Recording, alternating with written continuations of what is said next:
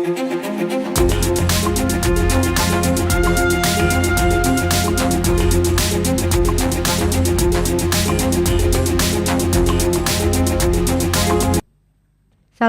warahmatullahi wabarakatuh. Salam sejahtera untuk kita semua. Om Swastiastu, Namo Buddhaya, salam kebajikan, rahayu. Yang kami hormati pimpinan dan anggota Komisi 6 DPR RI, yang kami hormati PLT Direktur Utama PT Taspen Persero beserta jajarannya, hadirin yang hadir di dalam rapat Komisi 6 DPR RI.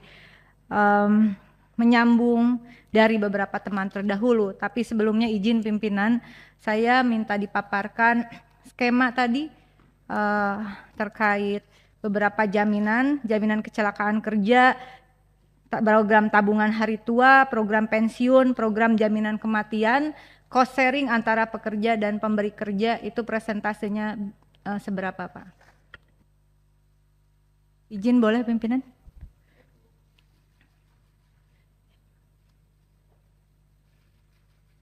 Pak Dirut, bisa dijawab? Boleh Pak? Boleh. Supaya jelas ini, karena ini bergerak di asuransi tapi sebetulnya bukan mencari nasabah seperti Pak Hendrik katakan tadi. Pesertanya udah ada gitu, jadi seperti kantong semar lah. Ya kan, orang mau nggak mau semua PNS itu harus dipotong gajinya langsung dari rekeningnya.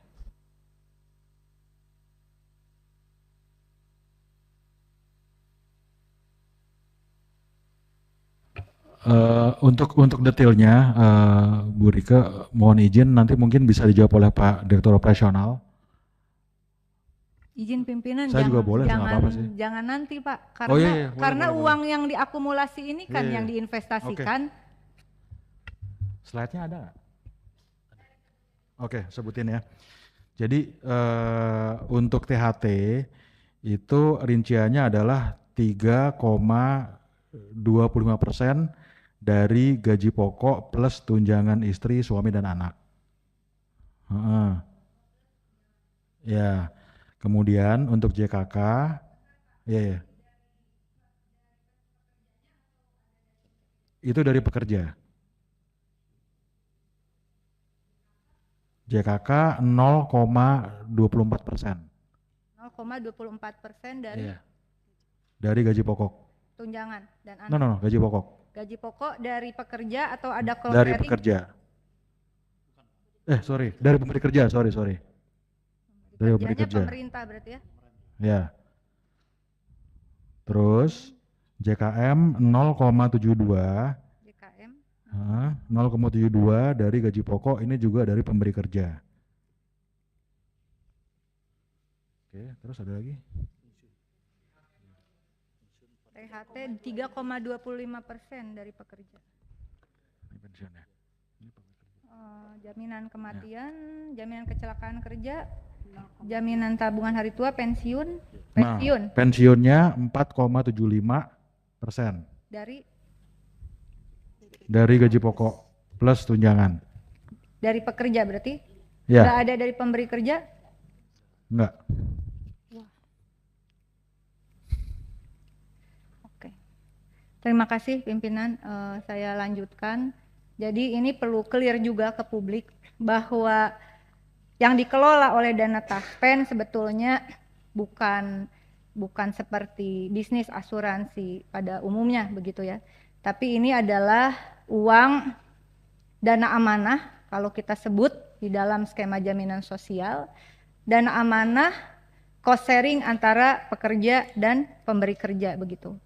Dan yang ditanggung oleh pemberi kerjanya yaitu pemerintah tadi 0,24% untuk JKK dan 0,72% untuk jaminan kematian. 4 tambah 2 6, 2 tambah 7 9, berarti 0,96% saja yang dari pemberi kerja. Betul kan Pak? Sisanya 3,25% plus 4,75%, 25 tambah 10, 8%. 8% itu adalah dari gaji pekerja, baik itu PNS begitu, lalu apalagi Bapak?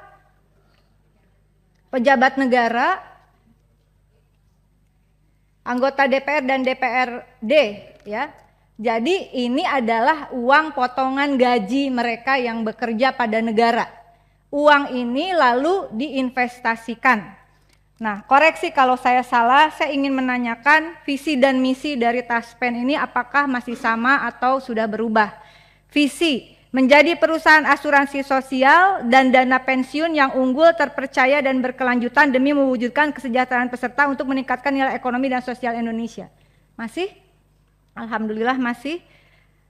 Kemudian misinya memastikan terwujudnya layanan terbaik dan investasi yang andal serta kepemimpinan inovasi bisnis dan transformasi digital dengan SDM yang amanah, kompeten, saya ulangi, amanah, kompeten, harmonis, loyal, adaptif, dan kolaboratif. Kita kembali ke visi. Pimpinan dan anggota izin, ini adalah perusahaan asuransi sosial, bukan asuransi komersial. Betul ya Bapak ya? Asuransi sosial. Artinya sistemnya saja yang untuk seperti komersial, tetapi prinsip di dalamnya adalah asuransi sosial. Kenapa demikian? Karena dana yang dikelola adalah dana amanah.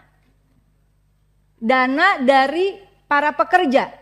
Bukan seperti asuransi komersial, asuransi swasta yang dia memang orang yang ingin mengasuransikan di luar potongan upahnya, misalnya seperti itu. Nah, oleh karena itu kebetulan PLT Dirut Taspen ini adalah sebelumnya pernah menjabat Dirut PT Bahana Pembina Usaha Indonesia Persero, Dirut PT BRI Dana Reksa Investment Management, bukan? Tapi yang jelas Direktur Investasi PT Taspen. Maaf ya, yang dua berarti bukan. Jadi Direktur Investasi PT Taspen. Kebenaran Pak. Nah, dana-dana yang diakumulasikan tadi Bapak, saya kira di sini berarti ada 108,69 triliun yang untuk THT, tabungan hari tua, yang potongan 3,25% ya, betul ya. Kemudian yang iuran pensiun juga itu dana dari potongan pekerja 4,75%. Saya langsung saja ingin menyampaikan sama sebetulnya seperti rekan-rekan yang lain. Ada indikasi kuat terjadinya investasi fiktif yang sudah ramai di pemberitaan begitu. Betul ya Pak ya? Investasi fiktif 1 triliun. Berarti kalau saya boleh katakan dengan tadi kenapa saya minta dijelaskan ini uang siapa, pekerjakah atau mereka yang seperti di asuransi komersial, ternyata uang ini adalah uangnya para pekerja yang bekerja pada negara. Dari atas sampai bawah Pak ya. Jadi jangan dibayangin hanya pejabat negara di level atas. Totalnya berapa sekarang? 3, berapa juta Pak? Total 7,6 juta 11.277 dari atas sampai bawah. Potongan gaji orang yang bekerja, saya ulangi lagi Pak ya. Potongan gaji orang yang bekerja sampai level bawah. Jangan ngebayangin yang jabatan-jabatannya menengah ke atas yang gajinya gede. Bayangkan Bapak supaya punya imajinasi yang sama nih. Karena saya yang ngotot minta penjadwalan Taspen. Bayangkan uang ini adalah uang yang mereka yang bekerja tuh yang pelayan kesehatan, ya ada yang penyuluh, ada yang guru, Bapak di kampung-kampung di seluruh Indonesia. Coba Anda bayangkan, ini bukan uang dari APBN sebetulnya, tapi potongan gaji. Karena dia bekerja pada negara, gajinya dari negara benar, dari APBN. Tapi itu adalah haknya sebagai pekerja. Yang ingin saya tanyakan dan kebetulan Anda sebelumnya adalah Direktur Investasi PT Taspen.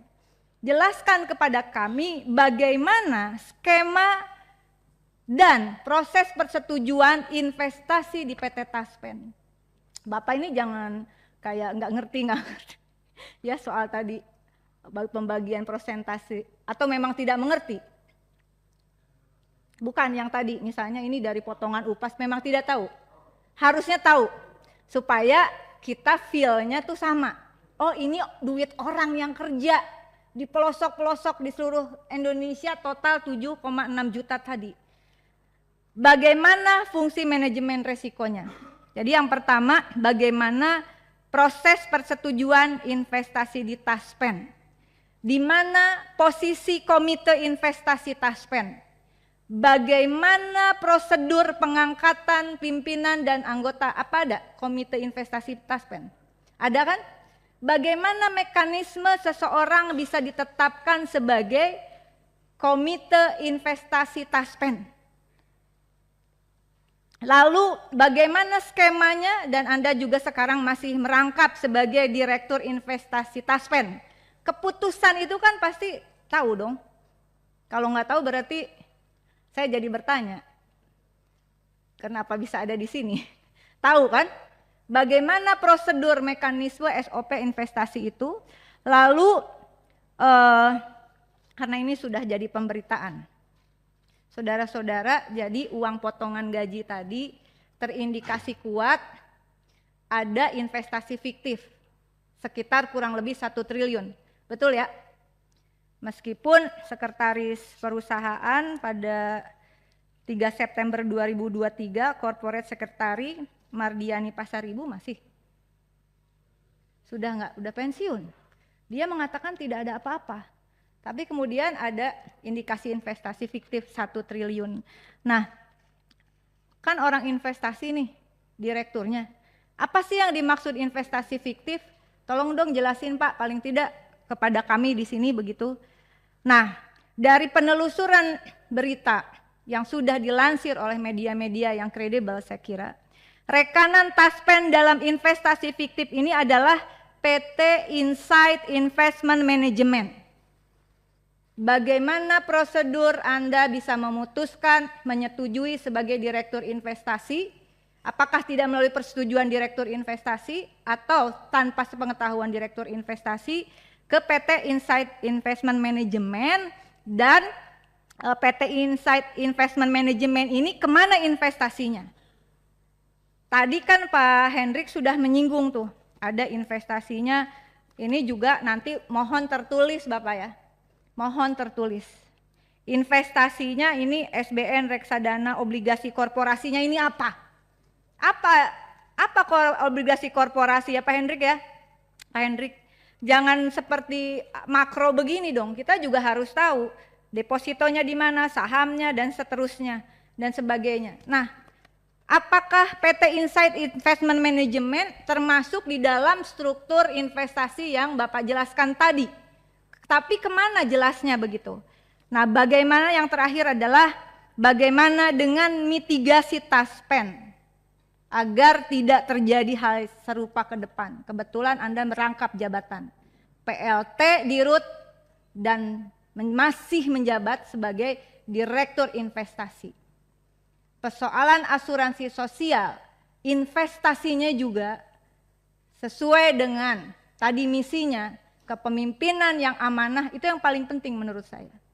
Kita memperjuangkan agar ini dana amanah Pak, kalau kami dalam jaminan sosial, karena ini dalam asuransi sosial bukan komersial, sebenarnya ini dana amanah. Bagaimana mekanisme keputusan investasi itu? Yang terakhir, hasil pemupukan atau investasi itu diberikan kepada siapa? Apakah diberikan nanti dalam perhitungan THT masuk, termasuk pensiun? Apakah kami semua termasuk yang ada di ruangan ini, termasuk teman-teman sekretariat yang PNS, yang dipotong tadi total 8% itu, yang saudara putuskan investasi, apakah ada akumulasi nanti ketika kami pensiun? Atau kami hanya mendapatkan seperti akumulasi dari nilai dari angka uang yang sekarang, tapi nilai pemupukannya itu diserahkan atau tidak kepada peserta yang notabene adalah dari potongan gaji ini. Saya tidak tahu apakah kalau di Taspen mungkin sudah bukan PNS ya. Tetapi kalau asuransi itu kan, kalau kita asuransi komersial, kan sistemnya nih asuransi komersial, hasil pemupukan itu nasabah dapat dong Pak, bener nggak? Nah kalau di Taspen, nasabah dapat nggak?